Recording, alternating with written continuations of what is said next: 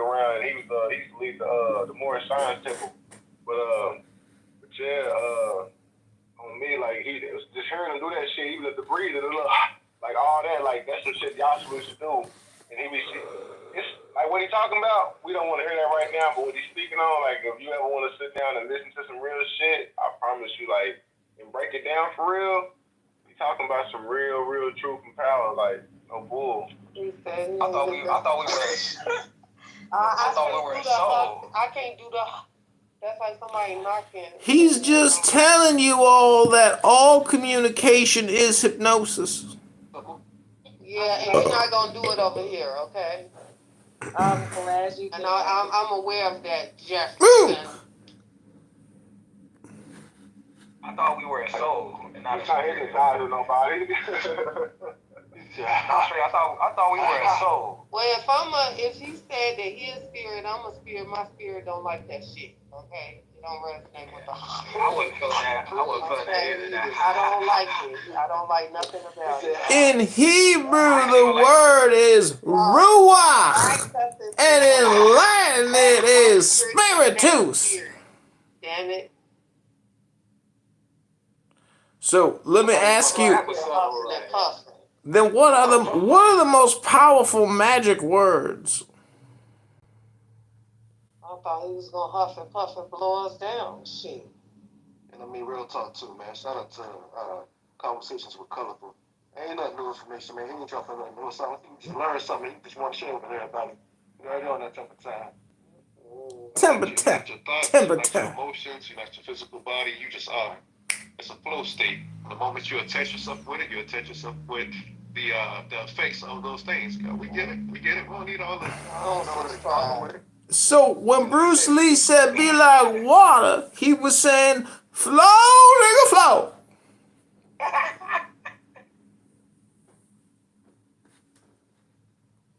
Oh, boy. Oh, great. He's going to give you a breath master class. No. He wasn't even ready. Catch me on the Sabbath. Hey, real talk, the nigga said he wasn't even the one breathing though. He said he was like, I wasn't even the one breathing. What y'all kick me out for? Yes, he was. He did it after everything he said. Maybe it's. Well, I wasn't waiting for the outcome.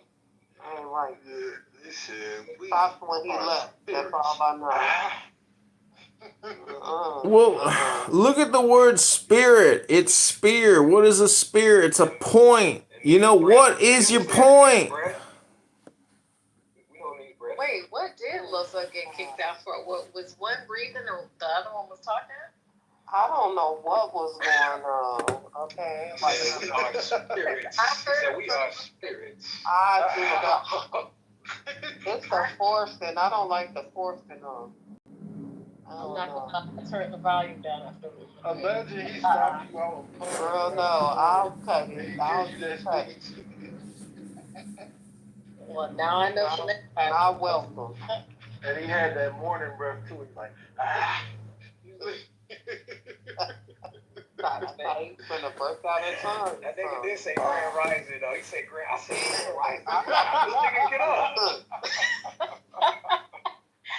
Right? You do realize that Grand Rising has to do with the Kundalini or the Phoenix. Your chakras from your tuchus to your pineal gland. My chakras is all aligned. Not the pineal gland. Oh yeah, not too much now on that pineal gland. What?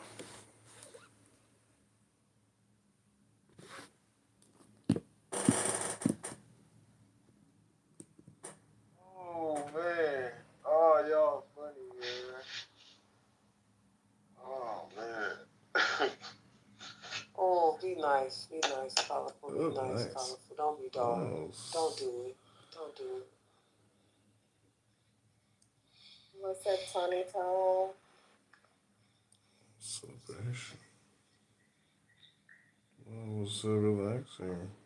I'm sure. This is the habit. It was relaxing, I'm sure. Oh, I didn't kick Loso. Who kicked Loso out? Not me. I saw he put that in the chat. Yeah. I That's assumed straight. when I saw him down there, I thought he swiped himself out the room. Yeah, I did too. He just went down with homie at the same time. I'm the one who moved my homie down. I couldn't handle him.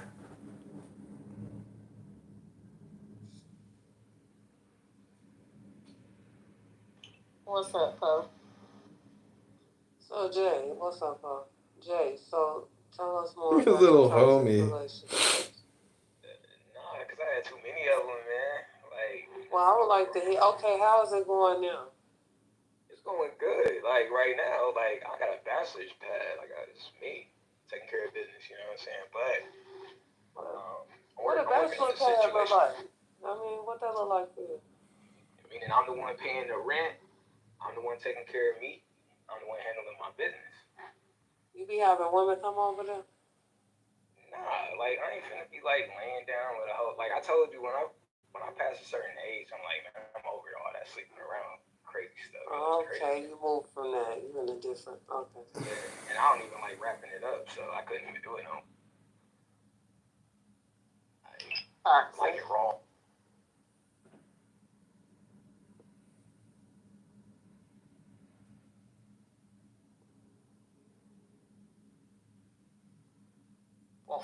Will pay for the damage. The cost is unknown, but the insurance sector is expecting a hefty bill.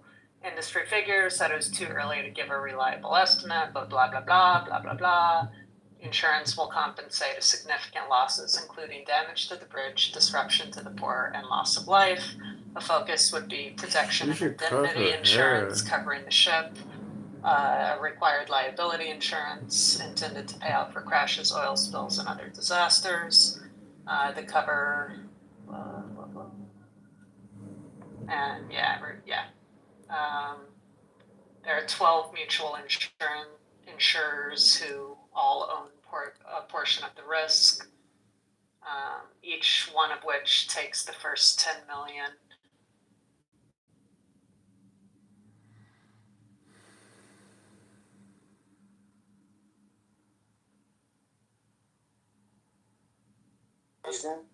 Can I finish this one more? Because he asked me a question. For sure. Finish that question. Yeah, because if you're giving individuals, if you're asking with an individual, they're saying God, you're giving them names of God, individuals, and you're separating them away from each other. The problem with that is that we say, right, God, right, is that God is manifest all three person. That means they have same will, same, everything is the same, that they're separate in the concept of basically the Son is the Word and the Spirit, right? They have different tasks, different things that they do, but the wills is the same. Okay. Assalamu alaikum wa rahmatullahi wa barakatuh. Wa alaikum assalam wa rahmatullah. Wa alaikum assalam wa rahmatullah. What I'm saying is a father God all by himself, or is he part God and all three of them will make God is the name, right? The name. It's like me saying to read it is Assalamu alaikum. right? God is the identifier of the person who God is. I knew somebody would respond. It's like you gotta respond if you hear that right, as a shit. triune. So he's not separate, right? When you say Father, you're separating him from the rest of the Trinity, right? We don't separate them. We identify them. When we say person is identifier, the Father, the Son, the Holy Spirit, because they all do different things. The Son comes down, the Word creates, comes down on earth and does things. While the Spirit also lives within us, right? Again, and the Father is the commander in a sense, right? So they all exist as one. You cannot separate them. So the Son by himself is not God. He's part God, and the Father is part God, and the Holy Spirit is part God. Then is he a full God or a part God? Can you have it both? I agreed it. I try to stop you there. Your argument does not work because we do not say each of them have their own will, their own ways, right? We say they all have one will. There is no different will.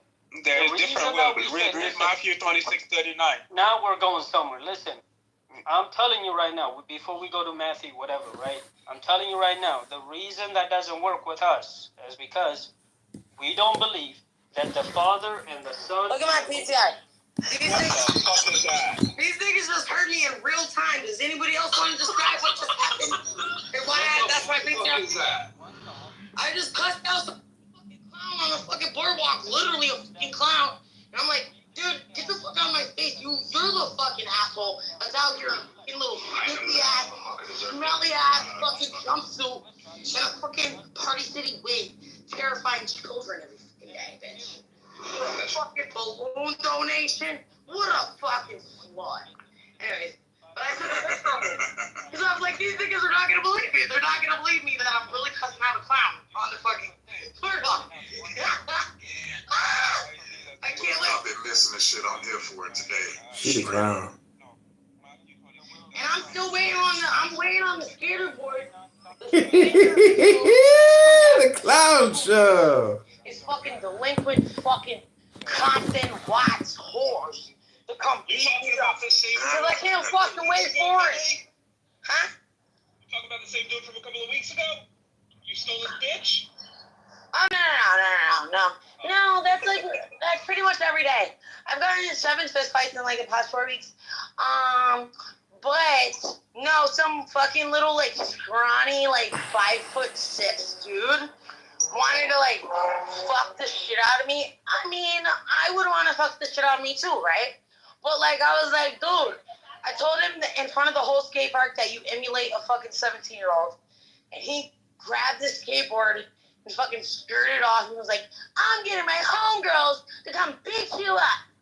And I was like, all right, cool. I was like, I'll wait. I'll wait. Where they at, No though? 17-year-old girl shit. I don't know what the fuck it is. You know, that shit was humiliating because he thinks he's like a big fetish. I'm sorry. Everybody thinks that they're like a big fish in a little ass pond. And I don't play that shit. Like, it's like, if you're a cool motherfucker, you're cool. But like, bro, the people that have never ventured out of like their fucking societal like understanding, like, dude, you don't have range, bro. Like, you lack range. So like, of course you think you're cool here. You never fucking left. If I fucking never left my hometown, I'd be a fucking celebrity. Hello? Like, what the fuck? You know, so, I don't know, his little bitch ass just squandered off and fucking wheeled away. And I'm still waiting for the hoodlum bitches to come beat me up. Where they at, though? Anyways, so, yeah. Bring them out, bring them out, bring them out. Bring them out, bring them out. Where they at, though? I'll be walking all up and down these streets, nigga. It's really not hard to tell. I'm literally walking around with a jacket that says Big Millie on the back. If you want to find me, bitch, let's swap. Not the little one. Yeah, never the little. Anyways, my name is Camille, and I'm complete. Thank you. I'm here for all of it. Somebody come off the fucking mic. Yeah, Republican, I don't know you and everything, but just please just remove yourself respectfully. Thank you. And it's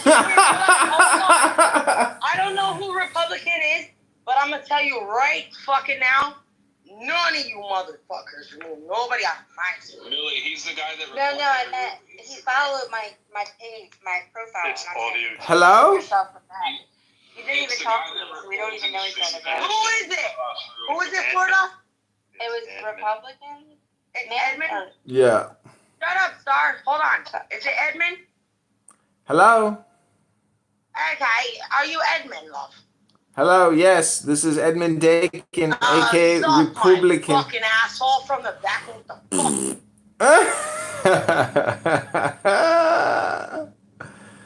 I know Jesus loves me.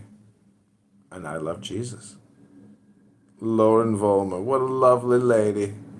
I'm sure you must be a real Christian, Lauren.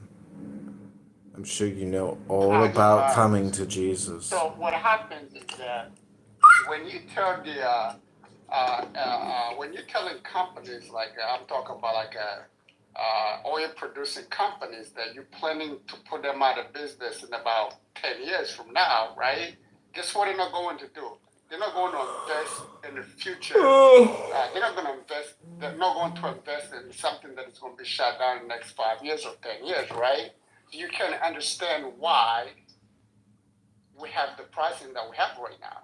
Because but yet they are drilling the most right now as you're nice. No, that's not true. Absolutely not true. Give me the data indicates that.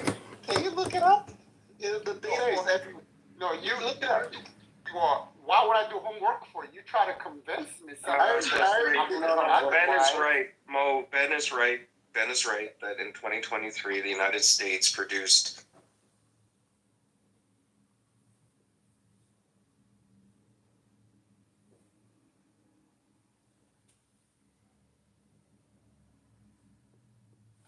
कि तुम जो बोल रहे हो, मैं जो निज़ाम को भी नहीं बोल रहा था, मैं बस इतना बोल रहा था कि कब क्या बोलना है इम्पोर्टेंट तब होता है जब आप क्या रिप्रेजेंट कर रहे हो. अच्छा, मैं बस एक सवाल पूछ रहा था, बहुत छोटा सा क्वेश्चन, ठीक है, बहुत ही छोटा सा क्वेश्चन कि यार सब तुमको लोग जानते, तुम्हारा एक इमेज है, लाइक हम मैं भी कम्युनिकेशन के फील्ड से हूँ, PR is such a thing, like in today's world, like your image matters in each and every field that you are in, even on social media, especially on social media, image matters.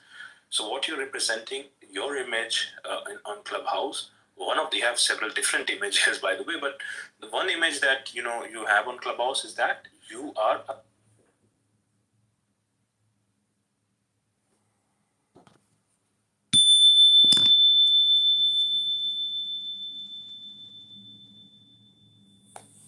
doing something completely different.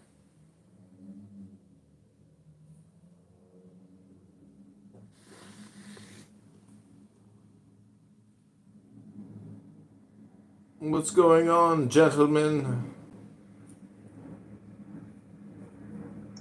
Hi, Republican. If you are in the mood for a reading, No. there is a surprising essay, non-published, pinned above your head. If you would like No, to bitch, I ain't reading your shit. paragraphs of it. No, bitch. But if you do, start with second paragraph, because the first paragraph was already read Nope. by Hermes.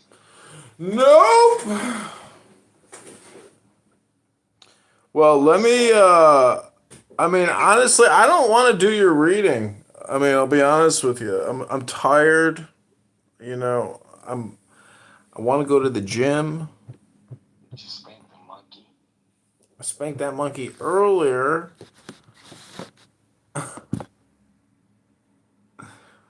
I know why you're tired and why you want to go to the gym. Because you like to sit on your ass, and you know how I noticed that? How? When I opened your account, right beneath your name, it says 702. Mhm. In Hebrew numerals, this makes the word teshev, what means sitting on your ass. You mean to tell me by my friend count you can gematria out my disposition? That's incredible. You are a gematria numerologist, algebraist of the highest order, Rav.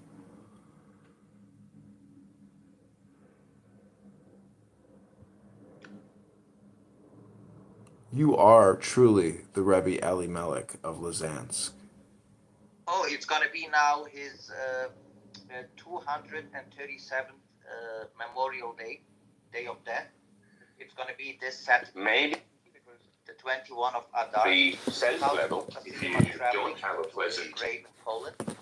exit, there is an evolutionary biology of the self, like there is an evolutionary biology of the soul.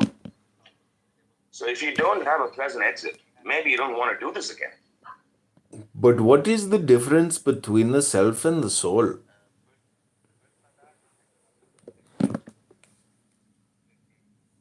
Well, right off the gate,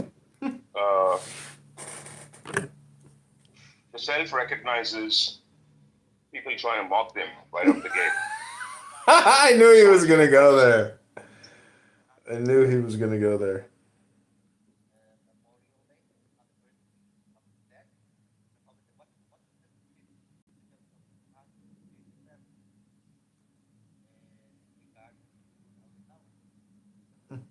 Going on about So the question, plural, I didn't get it. It was a statement or question. Sorry, what I said? Yeah. It was a question, actually.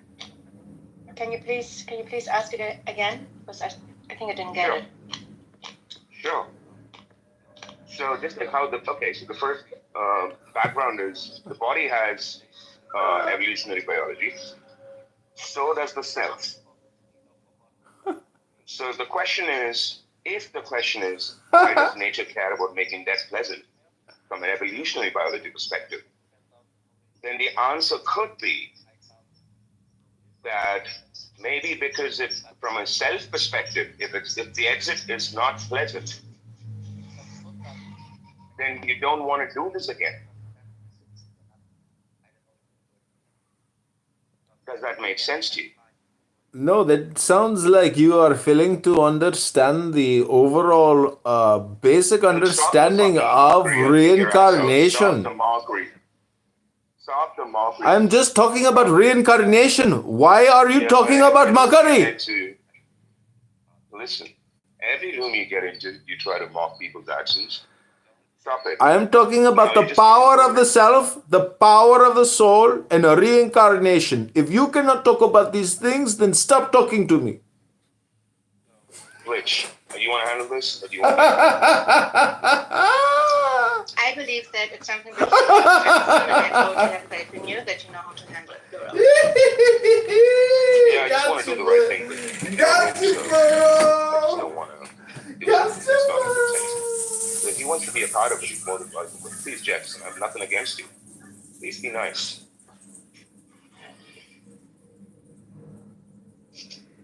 Well, Plura, coming back to your question, as I answered before, pleasure and pain, it's very subjective.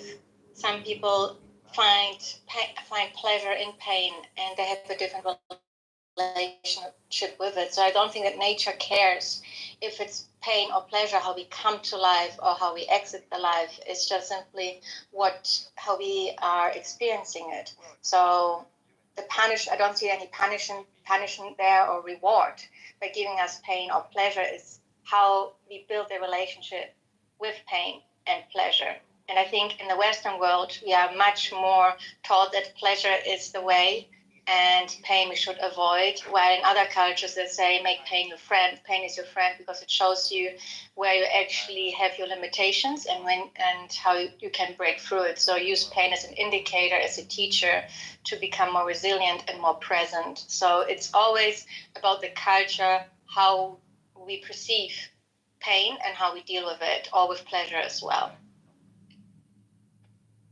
Basically, you're saying that both pleasure and pain are just value neutral. If pleasure and pain have no character, we give it character. Exactly, that's what I'm saying. Okay, so here's the problem with that. The problem is if they're both value neutral, then how do both of them egg you onto some kind of decision making? If you don't have value assigned to pleasure and pain, then how do you move that person towards performing an action? Just from an evolutionary biology perspective.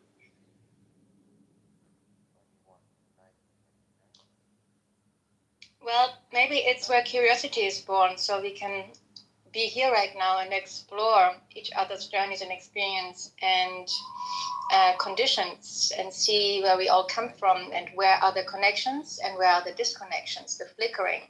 So this is where we're at right now, Plura. It's a product that we are curious, and we have our own stories, and we seek where we align, where the bridge is not. So this is what's happening right now. And that's the reason why I'm exploring this with you, right? Because the spirit is to learn and stay mentally open about it. No question. And I love that about you. But I hope you understand the spirit of my question. Because we think that these are culturally ingrained in pleasure and pain, and okay, there's wisdom in that.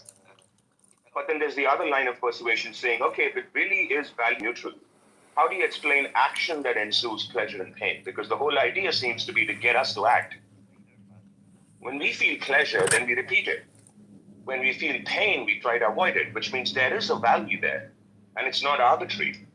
Does that make sense? No, motherfucker. Yes, it does. But what about... I actually believe that we are totally in alignment and in green plural. I don't think that there's a total connection here, a total bridge. So I feel a bridge here. Do you feel a bridge or do you feel a disconnect? I'm just checking. No, I feel like we're driving towards the same place. Let me put it that way. But what about when you go to the gym and you feel the pain in the gym and the pain in the body becomes a good pain for the body? Good question. Good question. Boy, Jefferson, I do that all the time. I literally do that all the time. That's a good question. Ooh.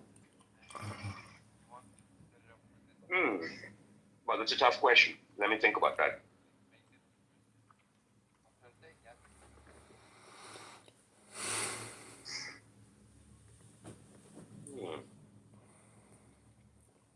But from an evolutionary perspective, it's so stupid. Okay, let's see if we can work that out. From an gym is a evolution- relatively speaking recent phenomenon on an evolutionary biology perspective. Animals don't work out,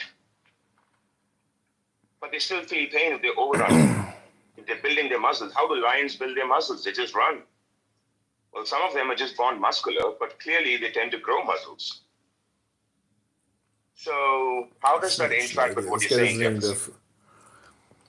Well, you know, when you do yoga, the unity that the body does with the universe in terms of like really stretching yourself out from hamstring, you know, to pineal gland. I mean, to me, there is nothing like yoga. That allows me to be one with the universe. I stop speaking, I stop thinking, and I'm all body. And at the same time, I'm increasing the strength of my body, and it reduces pain and inflammation, and I feel like $1,000,000. Yes, and I'm still trying to address your question, right? Because it really made me think. Thanks for that. So my question is, let me see, maybe you've answered it, I don't know. The question is, from an evolutionary biology perspective, pain, we feel like it's a positive feedback when we go to the gym, and there's wisdom to that, don't get me wrong. But let's say if we overdo the running part, right, or we overdo the weightlifting part, let's say when we're, well, I don't know, killing buffalo back in the day, then there's a kind of a thing where there's a positive pain, we just don't know it. But the point is that nature tries to give you feedback. Maybe we're not meant to lift weights from an evolutionary perspective. Well, there's no way. Sometimes modern science can... I mean, when you go to the gym and you see, you know, the 50 different machines that are ergonomically manufactured for your movement. And when I go every night and I lift weights, I realize that the amount of weight that I move directly impacts the way that I feel for the next 23 hours. So if I go there and I don't lift that weight, I'm not going to get that chemical creation in my brain from lifting the weights. So from a chemical hormone in manufacturing industrial complex, your brain is already built to produce the chemicals, but lifting the weights induces the excretion of those chemicals in your brain, and then it trickles down to your whole body, and you get the health effects from lifting weights. Fascinating, right? Yeah, this is well known and well researched.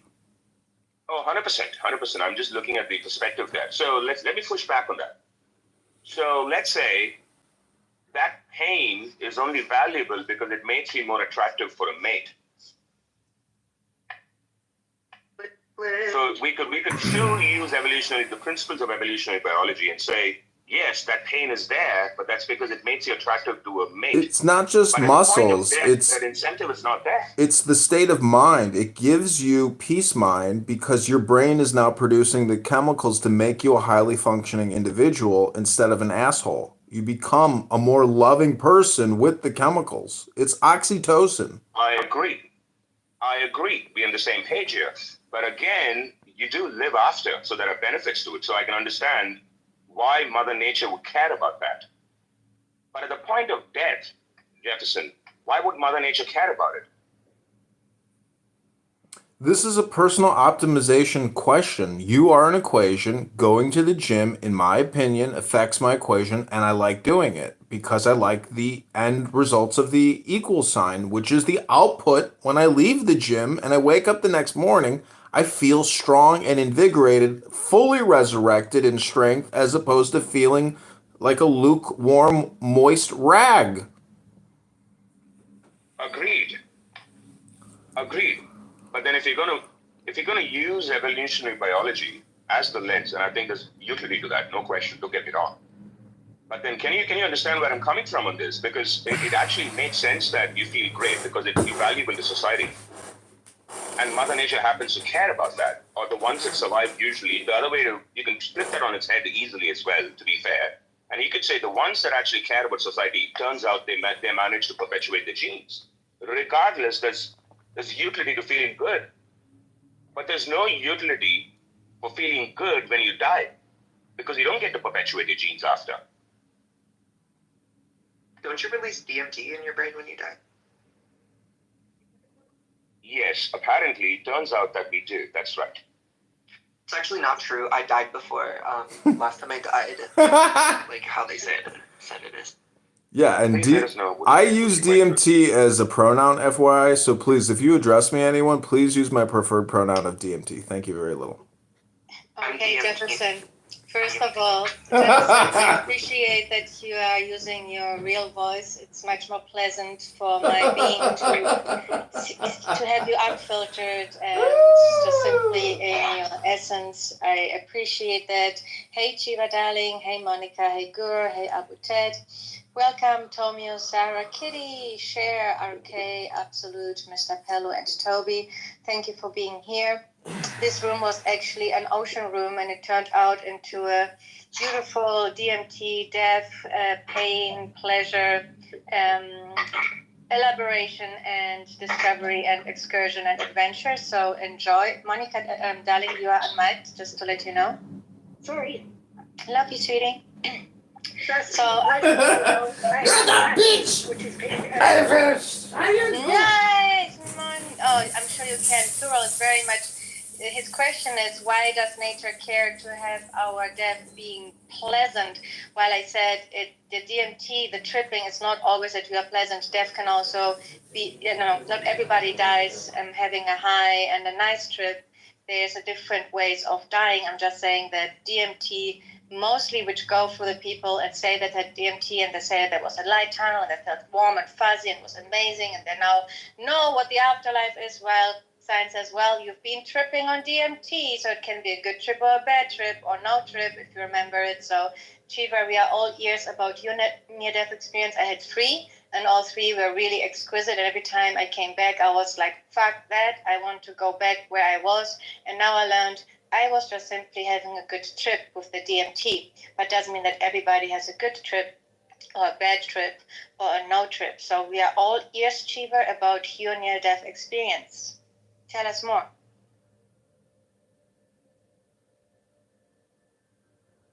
Cheever, we don't hear you. Cheever, you are silent. Cheever?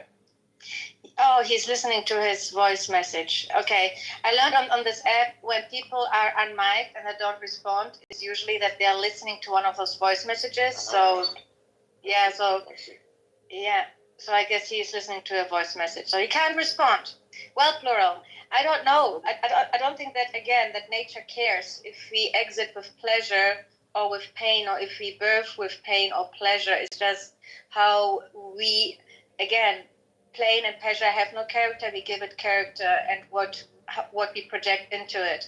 And I don't think that Mother Nature honestly wants to make us suffer or makes us be in bliss. It's just what our relationship is with it and what we make with it. Yes, I'd like to believe in that too, but the only place where I run into trouble with that philosophy is that when we say that pain and pleasure are value neutral, then we're assuming, or we're also making the statement that any action that ensues is also value neutral. If we play that game, the problem is all actions are value neutral. And if we play that game further, it means that we're starting at the phase of evolution in itself. And we're saying there's no Euclidean evolution. And that's where I have trouble to reconcile with that. Because it turns out that it does matter. How you act and how you think does matter in the grand scale of things when it comes to theory of evolution. Because it gives you an advantage. Again, and the advantage is you get to perpetuate your genes, which is value positive. It's not value neutral. Does that make sense? Totally, Parul. And again, we are actually saying the same thing, just in different codes, darling. So we are the same connection. So I don't know if we are, Glitch. Sorry, Okay. Glitch. I don't know. Are we? I don't Yes, know. because you're saying it does make a difference how we feel, and I totally agree with you. But it's also what the relationship we have with pain or with pleasure. So you are totally on point. It makes a difference how we feel and what relationship we have with pleasure and pain, which is exactly what you say. It is important to see the effect it has, how we That's are interesting feeling. because they suspect we don't. We're not saying the same thing, which is super interesting, right? It makes it even more spiced up for me. We're not Honestly, saying the same thing. I think you are saying the same thing. And to be honest with you, I think we all have a very subjective perspective on death. I kind of agree with the fact that nature doesn't necessarily, like, I would, for lack of a better word, care about our death experience. However, considering how we see or celebrate death, just as we shifted funeral to funeral for Monty is exactly how nature sees our death. So it's like considering society, like the overall norm of funerals, and it's more of a grieving process. And when we put funeral or acknowledge death as a celebration rather than a time of grieving, to be honest with you, even, growing up, I would always think that was kind of selfish, and forgive me for those that have a different perspective on that. But I think that I don't think that people that have passed on want us to grieve in any type of way. That's why when I first got on and, Monty acknowledged the, Oh, God damn it. like, hey, if this is the time, go ahead, but we still got work to do here. Just basically acknowledging in a way of celebration and like I'll see you again. You know what I mean? It may not be here, but like I'll definitely see you again. And I feel like that is the root to how people experience death, either their own or somebody else's in their family or Yeah, but what about when you're alive and you know that you may never see anyone ever again? That everyone you know and see and hear right now in this room and everyone you work with is going to disappear very, very soon. With that type of hyper-awareness, that's irrelevant. That's irrelevant to what I'm saying. It's not irrelevant. I'm telling you. To what I'm saying. No, it's not irrelevant at all, but it's irrelevant to what I'm I'm acknowledging. inversing what you're saying. I think that kind of further proves that it's irrelevant to what I'm saying. And It's important still to note. I'm not saying it's irrelevant to what you're saying. I'm saying it's directly connected to what you're saying. I'm inverting what you're saying. It's still directly connected to what you're saying. I'm saying that philosophically. Okay, so again, Can DJ just simply land before we just get all excited? yeah. So my response is totally based on the question from Plural and I love this Cloudhouse and our app. death or pain and pleasure experience. That's pretty much all my response was rooted in. So, DJ, do you mind if you just explore that a little bit more? Would that be okay? Absolutely. And Plural, just going back, could you just kind of reiterate your question again? So I can Oh my God, nigga, no, the question again. Happy to. So the question is, why does Mother Nature care if we have a pleasant exit or not? Because given that we don't get to perpetuate our genes once we exit, Mother Nature, Mother Chord. if it's pleasant or painful. I know God is good. So I see Duh. duality, and God is good. Reason I see duality is because of our societal norm of death or pleasure and pain. And Oh the my way I'll God, kind of conclude man. what I'm saying is, I love tattoos. I've got like maybe like 8+ Oh. right now, and I intend to get more. Oh. And so I actually have other buddies and women friends that actually do have tattoos. But but boy, they don't no, necessarily you talk may about want to reevaluate your strategies for long-term success. You won't be able to get buried in a kosher cemetery. I don't think you're on the same page, bro. Hey, Mr. Jefferson has like 8 accounts on this app, and he is very bright, and he is super intelligent. He's like the core gesture on this app because of the noise. So, Hey, Jefferson.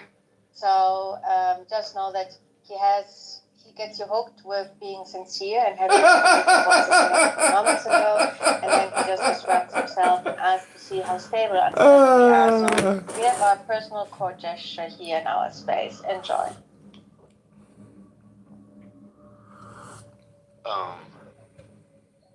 Wait, sorry. So the question is that, and so then from there we got to, okay, so pleasure and pain are entirely value neutral. So this is entirely subjective. And then my submission was, no, it's not value neutral. It's actually positive or negative. That's because there's evasive action or positive action subsequently. And we know that positive action, generally speaking, on evolutionary terms, means it gives you an advantage to further perpetuate. So if you define positive and negative value, and the definition of positive is moving towards any action that moves towards the direction of perpetuating your genes. So let's just assume that direction is value positive, which I think evolution will agree with, theory of evolution will agree with.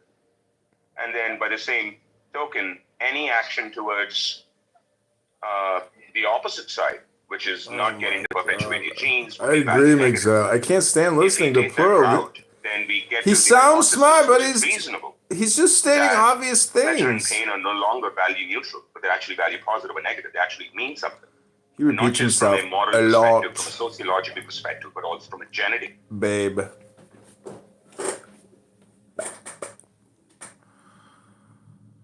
Babe. Babe. Babe. Babe. Baby. Baby. I met him like on some Niggas is not trying to hear about Black 100. Keep that shit the fuck out. I'm tired of hearing about it. Move on. Yeah, I remember. I mean, I got a bunch of love for Pop Smoke and Nipsey Hussle. Some beautiful artists have been taken away from us, and it hurts my heart. It's stupid as fuck for people to be losing their lives over some bullshit Whack 100 kind of conversation, because that's what it is. People losing their lives over Whack 100 type conversations. I'll give you the goddamn track, and you can put it out, and it'll make millions of dollars. And I'll title it Whack 100. He can try to sue all the fuck day long he wants to, but I'll say people like you are the ones that get people killed, motherfucker. That's Whack 100. People like him get people killed. What did they do to Bubblegum? How much money I would have if every time this nigga said Whack 100, I got $500. See, god damn, bro. See? What did Pac-Man and Whack 100 do to Bubblegum? My good friend, that trans activist. My friend Bubblegum. They killed Bubblegum. They killed my good clown house friend Bubblegum. Oh, he good people though. He ain't like that. I done chopped it up with him now. At first I used to cuss him out, and I finally just sat down and chopped it up with him. He alright. He just a troll. He like to make people laugh. He really don't be on that type of shit. And he be laughing when he pisses somebody off. He really likes to fuck with them when they let him get under his skin. So you just can't let him know that he's getting under your skin, or he's gonna go further. He's gonna go far as he can go with you. Who? You talking about Pac-Man or Bubblegum? Or you talking about Whack? I'm talking about Whack. Whack gonna clown with you. He gonna make you laugh. But then if he see that he pissing you off, he really gonna piss you off. Who is he? Is he a celebrity? I don't even know who he is exactly, but he's got a very well-known voice. I've heard his voice many times. Well, he produced people like he produced Are we being serious on this right now? Blueface. Talk about He's it also this way. I think he produces the game. He produced a couple of people with Ray J. Him and Ray J pretty close. But what does he do on Clown House though, other than just drama gossip? Isn't that like his shtick though? Well, I mean, you gotta look at it like this. This is what this thing is. People just sitting on here trying to find something bad to say about people. But he's funny though, isn't he? Like he's the guy at the bar who makes everybody laugh.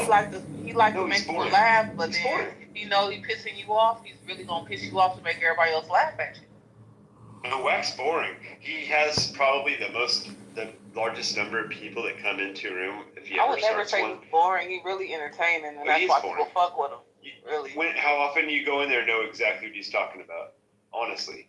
I go in there, I be laughing. That shit be funny to me. Think I he's got finally good met him resets? and You think finally he's chopped running it a up good with him, room? and I know that he don't mean no harm. You feel me? Because we I started just off go rocking. in and it seems like he's talking about a bunch of random shit that no one gives a We flying started fuck off, I about. was cussing him out because I was telling him you a buster. The shit that you doing on here is bitch nigga shit. I told him that. But then as time go on, I see that these niggas really make him act how he act because he let everybody know he's a big mouth. He been like that all his life. No, he's an He old likes to retired mouth man off. trying to stay relevant in the game. Is what he is. That's all he is. That's all he is. Staying relevant. Don't you see everybody talk? Ain't you talking about him right now? No, you know what? Diddy's more relevant than his ass before he even got fucking the Homeland Security. Well, on duh. his ass rate. Did you see Diddy's house in Beverly Hills? Did you see that fucking thing? You go walk around, ask your next 20 friends. Ask the next 20 people that you think might know something about Whack 100. Ask them. Nobody knows about him outside of this No app. one's gonna know who the fuck he is. You ask who P Diddy is, they're gonna be, oh, I know who P Diddy is. So Well, I'm gonna be that's my honest. whole Some point. people in Who gives a California fuck do about know. Whack? I got Who cares? certain homeboys Who cares that about know Whack? him that Fuck actually Whack. met him. I got kicked out of room because I said, who gives a fuck about Whack? I got kicked out because I said that. Yeah, I'm like, so what? Everybody's gotten kicked out of a This whack shit room. 10 times, my guy. Yeah, you haven't lived until you've gotten kicked out of a whack room. It's not whack until you get kicked. 10 times this story has been told. Exactly. Like, Yeah, doing and his 10 job. times, He's doing 10 his times job, less. he's My got to story's talk been told that about I've been him, so that's on what stage you with want. You want Mace. to talk about him. I've been on stage with Mace. I have a conversations with Mace when he was on here. Joe Budden. I mean, who you want to talk about? You want to talk fuck about Mace and Joe Budden. been around all of them. Yeah, Mace was smart. He got the fuck out of the goddamn game because he saw the fucking shit that was going on. He saw the shit was going on. Mace was smart to get the fuck off this app, especially when Keefy D came forward when this whole shit happened with Tupac. Yeah, Mace definitely hasn't been back since then. Yeah. So let's talk about that. I have no idea what you're talking then about. Where's Whack at? Like, who gives a fuck about Whack? No one gives a fuck It's about whack. Nobody I just cares mentioned about the whack. fact that it's hilarious. It's whack that we're talking about whack. Let's get off of whack. Can we all go there? Let's stop talking about whack. This is getting whack. Right. Good. We should go in there and fucking give him some shit. Because we don't give a fuck who he is, and we should be saying that to Whack. Who gives a fuck about you, Whack? Why are you here? Who gives a fuck about anyone? Why they're here? Oh shit, is that Michael Giuliani? Oh shit, Michael Giuliano in the house. Everybody stand at attention. The Fortune 500 CEO and self-help coach guru of the gods, Michael Giuliano! Oh my god, it's so-and-so. Oh my god, it's this person. Oh my god, it's that person. Shut the fuck up. No one even knows the fact that they're even real. And you know what? You think Rundown is going to try to sell you on some cryptocurrency and make the right choices? Yo, what's going Fuck on, Rundown Michael? too. What's up, brother? Shit. What's up, Sig? Well, people on here make him relevant by talking about him. Michael, when I look at your Instagram, He did his job when you talking about him. Michael, when I look at your Instagram, it is so generic, like positive. I mean, I know what you're doing, and I when I see that stuff, I'm always just like, it's just so generic, you know? I mean, there's no artistic, like, you know, flair in it. You need to hire yourself some fruitcake fagula Democrat to go over the top and make it amazing for you. Don't need any publicity or followers. Don't like, don't subscribe. I guess that's true. This is true. What are you doing this evening? Ironically, doing something with SIG. Not him, but the company. SIG.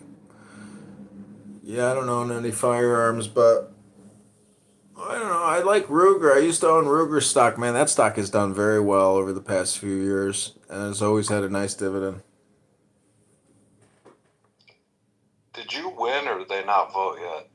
No, they kicked me off the ballot. I only got 130 signatures. I needed to have 300 to get on the ballot. They kicked me. What? Yeah. Yep. Man, these election commissions are really crooked. Like, it was a great experience because I got to see just how crooked it is and the characters involved in it. And you got to go door to door. Paid for. They're all bought and paid for. It's a job, but you, as a candidate, as an independent candidate, you definitely have to go door to door and actually meet every single person who's going to go vote for you. Like then you got to multiply that by 3 or 4 just to get the third of the people you really connect with. It's a labor of love, man. It's got to be it's like, that's what it is. It just takes your whole heart and soul to get those 300, 400, 500 votes that are going to get you the win. And this is for a non-payable position known as a committee person, which does nothing. I'm aware of what it is. They're handing out debit cards in New York today. That's interesting. What, to illegals? Mm-hmm. What, like just on the streets, or was it a federal? Who passed them out? The people in the Roosevelt Hotel. No, is it the New York government or is it the federal government? Not sure, but they started passing out because people were protesting it. Well, we live in a sick, sad clown world, and downtown Chicago, they took the Standard Club over, which used to be the Ritz for all the rich. My grandmother got married there, and now is a fancy place. It is a fancy place, and they took the whole thing over, and they loiter outside. They have illegal little, businesses outside, and they're smoking or doing drugs or selling drugs, and they got prostitution. Rotisserie street rats there yet? I haven't seen the rotisserie street rats spot. I did see some Venezuelans fighting in the street, and they pushed one of their carts over, and then they started dancing and fighting at the same time. Everybody's drunk, and supposedly they're evicting these people now, but to where? It's just they're going to shift the funds. Like, what they're doing in Chicago is they're kicking everybody out of the Chicago facilities so they can rehouse them in hotels and drop another 15 grand on them. This is $1 billion problem that will never go away because these Democrats don't want it to go away. And it's a giant money run. And I see finally now how it really works. I'm a naive dummy, but obviously you get into office to just spend as much money as humanly possible. That seems to be the general scam. In every way. They're not all lining up to go to Rush Med School? Who? Oh, the Venezuelans? Yeah. The immigrants, all the world's best. They're expediting them from the border to Chicago to go to Rush. They're going to Booth for business. Isn't that what they're doing? Oh, I'm sure they're bringing in and doing all kinds of things. Everybody's doing whatever they can do. It's just so crazy because all the young men at these nice places like the Standard Club, and in fact, they graffitied the outside of it with a giant caterpillar, and it says larva. And they had to use a rope and scale down the side of a massive building and could have died. But they graffitied it so the whole city can now see their larva. Well, there were equal amounts of men and women of all ages, mostly the brilliant scholars, and that's why they're expediting them in to make America great again, I thought. No. So crazy. So crazy. They're literally like, they walk around like aliens. Nobody's working and everybody's just staring at stuff like they're in disbelief that, Well, they should be allowed to carry guns and also register to become law enforcement people, and that makes sense. It's so Take crazy. up your home when you're not there. It's beyond. Yeah, which states are allowing that one? I know there's a lot, but which ones are? Do they not get them out of? I think it was New York. Listen, the trains in Chicago are so bad. It's just, I've been filming it and my videos are going viral on YouTube. It's just all these fentanyl, African American women and men just homeless on these trains, and somebody just put their hand in a big pile of shit and put it on Reddit. But the thing is, the trains, people do go to work in the morning and the trains are so crowded, and you have a third of the train taken up by homeless, and they are beyond. Is the blue packed up? The blue is totally packed, and this is the craziest thing. You board a fully packed train out by O'Hare, and you know that there are thousands of people already waiting for the train that will not be able to board, but you're already on it. And then you just see all these people looking at their phone in disbelief that they can't board the train. So it's it's a horrific transportation nightmare. And if they don't start using the police, I can only just keep filming, and that's all I can do. But it's a horrific situation. The police need to take action. There's no leadership, nothing on the ground. You never see anybody anywhere. It's just, it's like an abandoned society. Will the immigrants then go to South Chicago, and South Chicago will get pushed over to Gary, Indiana, or not so? No, how? I mean, listen, the government might start buying them homes. I'm making that up. No, it's not something to make up, because the South Side has homes that you can buy for $15,000, $25,000 for pennies on the dollar, because nobody wants to live there. It's like Detroit or Gary, Indiana. Nobody wants to live on the South Side of Chicago. There's massive amounts of real estate for sale, and it's cheap, but no one wants to live there because there's nothing there. It's fucking the wasteland. You gonna let people get away with Detroit? Come on, man. It's the wasteland, and the worst thing is, once you buy one of those houses, now you're on the bill for the property taxes, and that shit is totally disproportionate to the value of the home. It's ridiculous. They're giving away plots of land in Chicago. Coming in April 5th, they're selling over 300 plots of land in the city of Chicago. Big plots, and it all goes to social equity justice action warriors who flip it and make money. It's all a scam all the time, every way. It's insane. It's because government shouldn't be in business.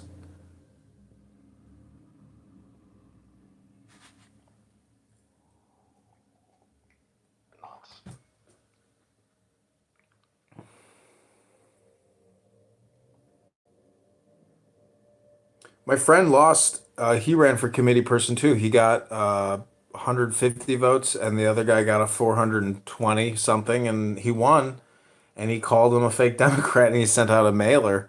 And my friend didn't have the financial means to send a counter mailer to all the same recipients, and that's why he lost. He got out communicated.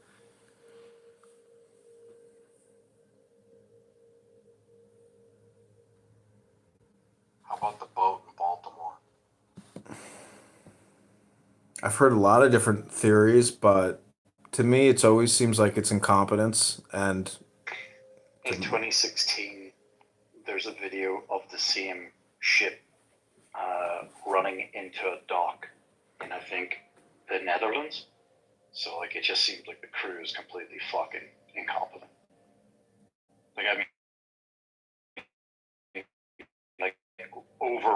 Really crashing into the fucking dock. I'll try and find the electronics and make a thing to a sharp candy cane and dead nuts onto a waypoint being a bridge. I don't think that's what happened, though. I don't think that's what happened.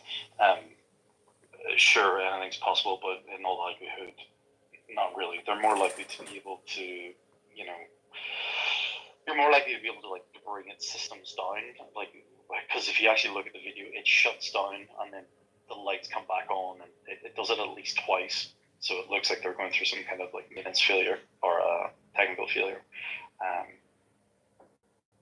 I mean, I do think it's Occam's razor. The most obvious fucking thing is the that happened, which is isn't the bigger question why the fuck they couldn't prevent it or have these tugboats or have some kind of thing to prevent that? Like that was a disaster waiting to happen. What in the fuck? Ships, like the turning radius and the stopping distance can be like a mile or more easily for a fucking ship, you know? So it's like,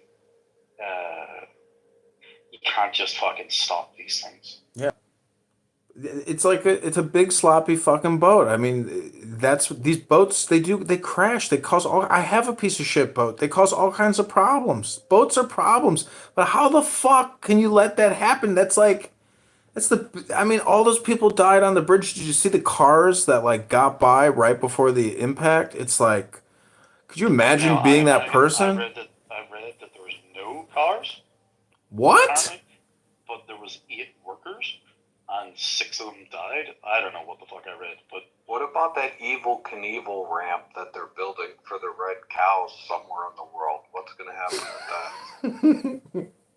I have no idea. Didn't Disco Dave die? I mean, Dave, the guy from Curb Your Enthusiasm, who did the Evel Knievel thing, the shtick. You don't know about the giant ramp that's being built somewhere in the world, then they're gonna put some red cows and do some things with it. It's like some Hindu festival. They're gonna throw a big party. Right, I'm posting this tweet in the chat. Right, this is the same ship in 2016. It collided with the dock in Antwerp in Belgium. And like completely fucking like run aground. What do you think the name of the captain was? Vladimir. Are you serious? And he's like Ukrainian or something. Oh my But it doesn't god! matter. It doesn't mean that he was the pilot. You know. Well, yeah, we want to know who the fuck was it? Dr. Patel, Commander Patel, or was it Commander, Klinkovich? There's a ton of fucking video. Like, it's very common. It was Diddy. Oh god, it was Diddy. It was his escape ship.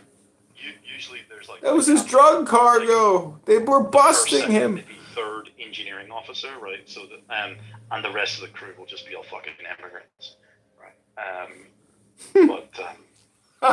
So there'll be like some third world fucking. Honestly, like my brother-in-law used to run gas tankers, and they lost one of their Filipino workers, and basically like he decided to climb into one of the engines. I don't know where in the world that they were, but the cylinders are that big that you can climb inside them. And apparently the only remains they ever found of him was his teeth. Some like the metal something teeth. And they started the engine up when he was in the piston?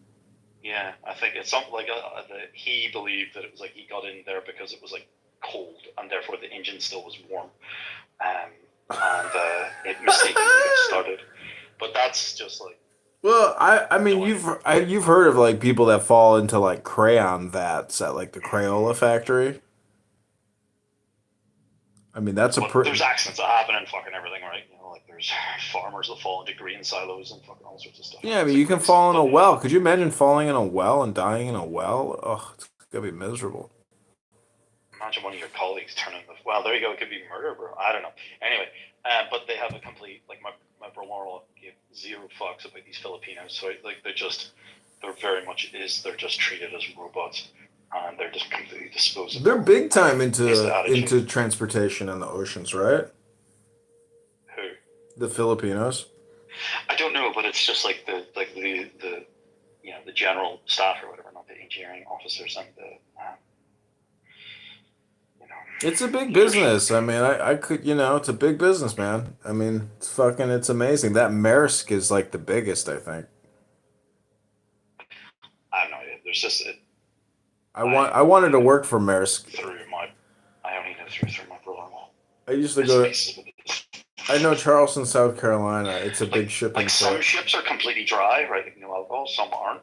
And my brother-in-law was on both types over the years, and like he told me like there was these hardcore guy who was like a complete fucking chronic alcoholic to the point where like they caught him making up his own alcohol and basically drinking near pure ethanol because he was such a fucking. I don't know how that works, and how he didn't kill himself, but like there's some fucking weird people that go to sea for like 4 plus months at a time, and live on these ships like they're not normal people.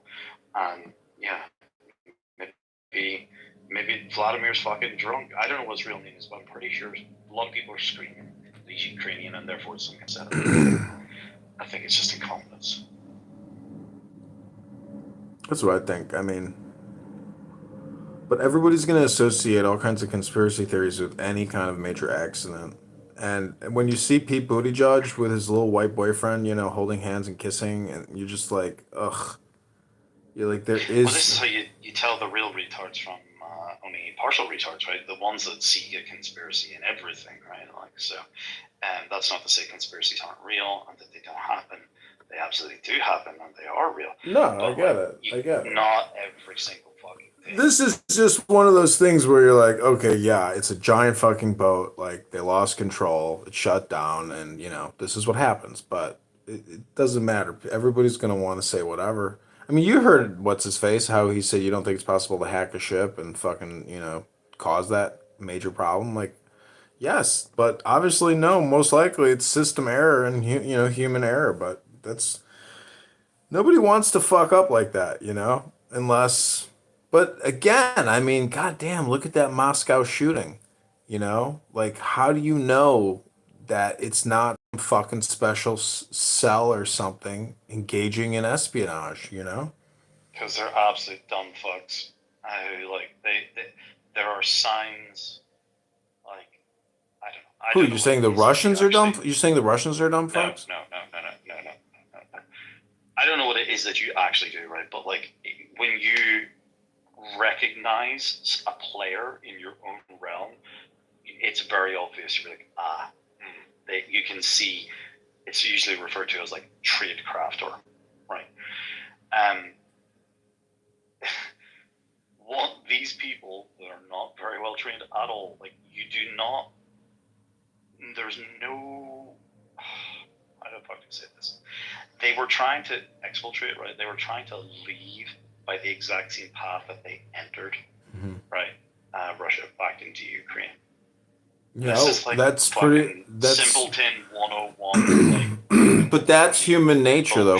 That's human nature for sure. I know, but that is not the sign of a well-trained. Yeah, no shit. These were white. These were pieces of trash. What do you mean? Yeah, so they're completely disposable.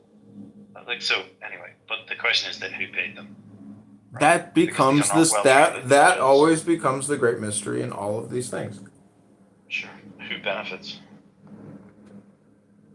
Yeah. And that's why everybody always blames Russia and the KGB for, you know, self-sabotaging. I mean, that goes back to the whole movie theater thing. What interest would it be of Russia to kill 140 of their own people and destroy this building?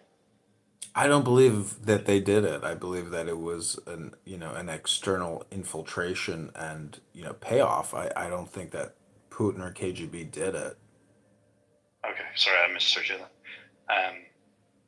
I'm saying that is the narrative. That's the narrative we get. There's like a big documentary about the movie theater attack, you know, about how it was Russia that did it in order to bolster internal support against the Muslim terrorists in Chechnya and shit like that. Well, undoubtedly, this will like fucking galvanize support for further action, and you could make that argument, right? I'm not sure I believe that, and I have no evidence to suggest otherwise, except for. No, I mean, it's just this is the conversation that I'm sure everybody has, you know, with regards to the situation. But it's the same thing with Israel and Palestine with October 7th. I hear the same argument with that bullshit too, where I'm like, there is no way that Benjamin Netanyahu knew in advance and let it happen. Like, they didn't know it was coming, and they got caught off guard, and it was a good attack. Like, they conducted a fucking murderous attack. They got good. They got lucky on it. I don't know that. But that's the same argument with the Moscow attack. That's my point. Is no one knows, but we do know propaganda is real, and that we do know that, like, if you were really doing Machiavellian politics, like, this is the type of psychotic insanity that you would unleash. The big difference would be is that what actions are you going to see from Russia taking? Well, okay, let's say it was a false flag, right, an internal thing. Let's just suppose that was for a moment the Russian attack, right?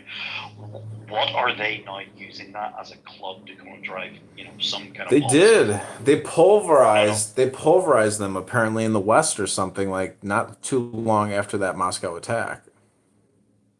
I've read like major setbacks. I've read they've had major setbacks. But what I mean is like, what are they using to? Are they using it as an excuse to invade? Blah? Or they? No, they're not. But in regards to this fucking, what was it?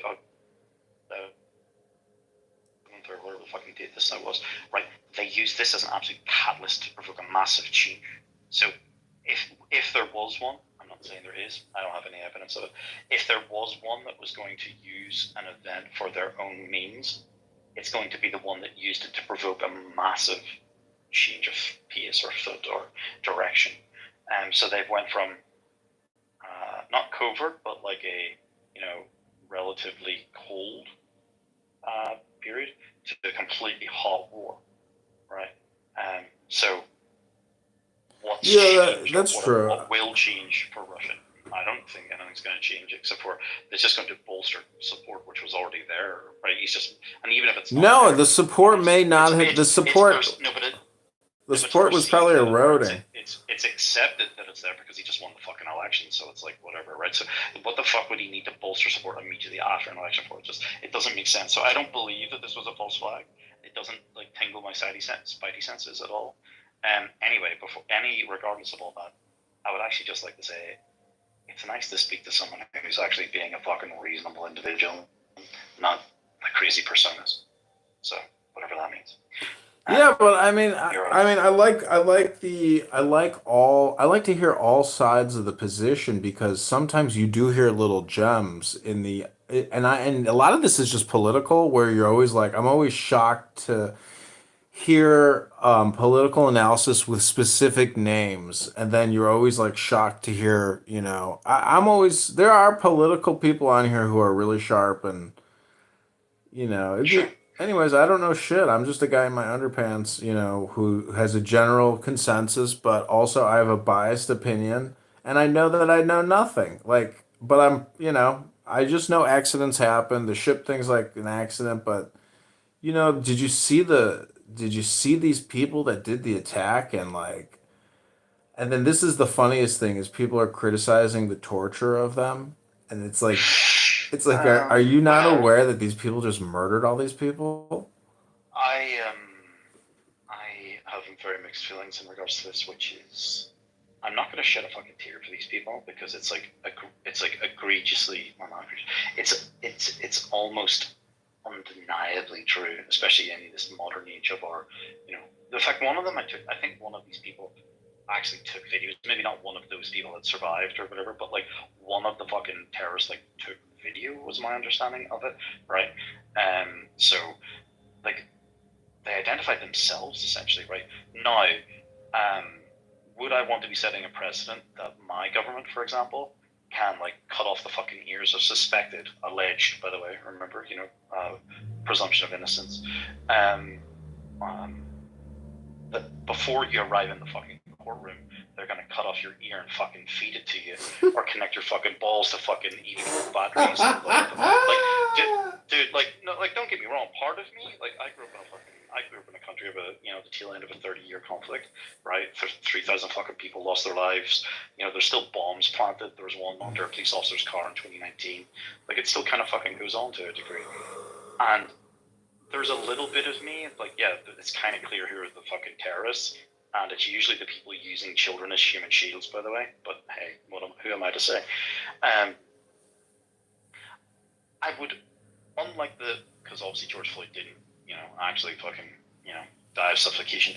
But let's say even that he did, I think that would be wrong, right? I would think that I would like to have seen people, even a suspected terrorist, have his day in court.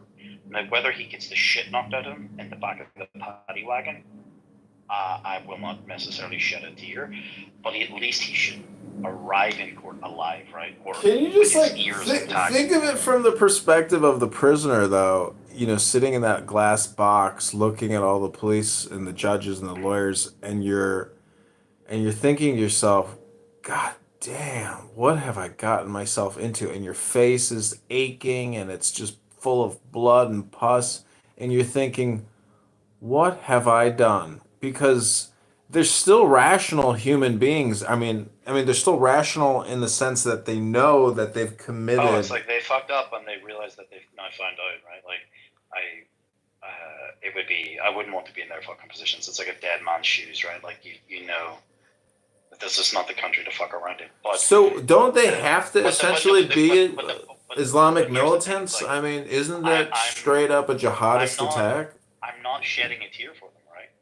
But I would not want to normalize this, because what happens if your government determines you're a suspected terrorist, or they're going to freeze your bank accounts like the truckers or whatever, and then all of a sudden, like, I would not want to fucking normalize this, because I would never want this used against me. But this is not a normalization of anything other than. Hey, it could be. It could be. What are you talking about? We're talking about murderous, rifle-bearing killers, not somebody on the internet who gets their fucking Chase bank account taken down. Hey, bro, you fucking give the government those powers, and they will fucking abuse them, bro. Well, look at P. Diddy. This is another crazy story, because, in my opinion, it's coming out that he's like the black Jeffrey Epstein of Hollywood, and That's what's alleged. Yeah, and like that he had cameras in all these fucking rooms. Yeah. And that Did you? at the age of 24, founded his own fucking record label, which is unheard of.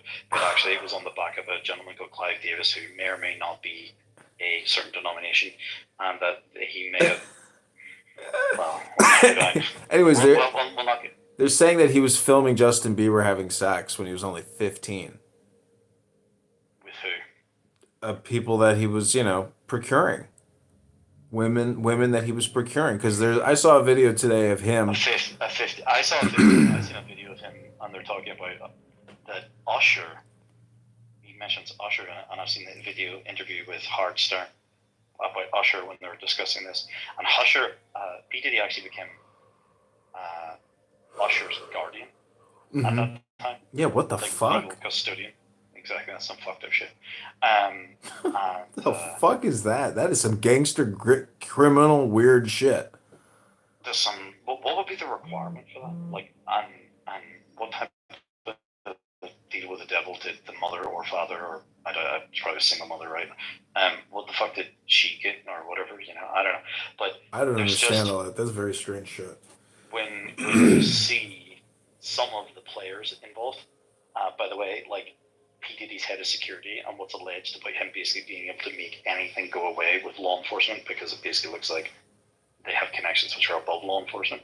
And P. Diddy's head of security, when he was only 24, I think it was also, at the time of his death, Michael Jackson's head of security, and how also that was like, dude, it's like the fucking how the web seems to, like, dude, and then you go into like how Michael Jackson's will was changed right before his death, and the date and the witnesses said so. Michael Jackson's family verified that Mike was actually in New York at that time, not where they said that he was, and the executor of the will was actually previously an executive at the Sony. What was it? Sony. Not Pictures. Whatever. Yeah, music group. EMI, whatever their record label was, Sony EMI or whatever it was. That Michael Jackson had fucking not long ago fired him, but all of a sudden this guy's now in fucking charge of his entire like $300 million estate plus his like $700 and something million stake, which was like 51% of Sony EMI, of course, because they couldn't have a Gentile being in control of the fucking major music label, because when you go back and actually listen to some of these lyrics, and apparently there's a censored version of it, I've never heard it, of songs like "They Don't Really Care About Us." What is he talking about? But there's also I haven't heard it yet. I have to go look it up. Can't find it on YouTube, I'm told, but you can find it on Twitter for the moment. But there's some like audio recording of Michael Jackson calling a certain denomination of people leeches and how they destroyed him. Allegedly, don't know, haven't heard the clip myself, but it's said to be there. And then it appears that he died while sedated from an overdose. Don't know. Explain that. Well, what And, do you mean? He that liked it's him propofol, and Dr. Conrad Murray fucking provided him with the propofol as he did. He was a drug dealer, and he killed him by accident. He overdosed. But the thing is, it's not a question of overdosing. Like, the motherfucker was abusing drugs. Like, he died, and so did fucking Prince too. That you don't know that. No, I'm pretty sure that's pretty accurate. No. And you're the one who doesn't believe in conspiracy theories? No. Listen to me. You weren't there, nor was I. I mean, I could Google it and I could show you the articles. Sure. But written by who? Oh my god, bro. Hey, bro, I can find you articles that they used to Are say. you really gonna stand on a hill and fight over Michael Jackson's death? You think you're gonna stand on a hill and fight that one? That's ridiculous. I'm not stating. I'm stating that there is except for things which can be like factually observed or that other people have said, like